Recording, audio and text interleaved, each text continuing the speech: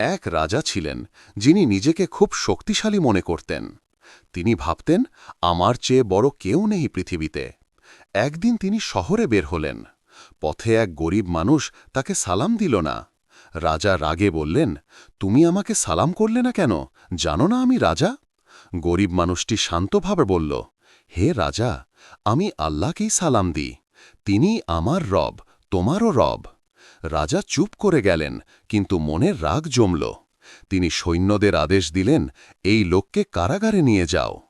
রাতে রাজা ঘুমাতে পারলেন না। স্বপ্নে দেখলেন এক বিশাল আগুন তাকে ঘিরে ফেলেছে, আর সেই গরিব মানুষটি তার জন্য দোয়া করছে। ভয় পেয়ে রাজা সকালে তাকে ডেকে আনলেন। চোখে পানি নিয়ে বললেন, ভাই, আমাকে মাফ করে দাও, আমি ভুল করেছি। গরিব মানুষটি বলল, যে ক্ষমা করতে জানে সেই সত্যিকারের রাজা।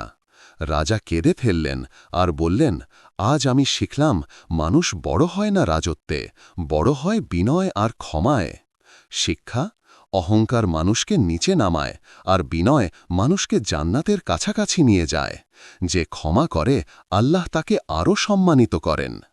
ভাই ও বোনেরা, যদি গল্পটি হৃদয় ছুঁয়ে যায় তাহলে একটি লাইক দিন, আর ইসলামিক গল্প শুনতে আমাদের চ্যানেল সাবস্ক্রাইব করুন, বেল আইকন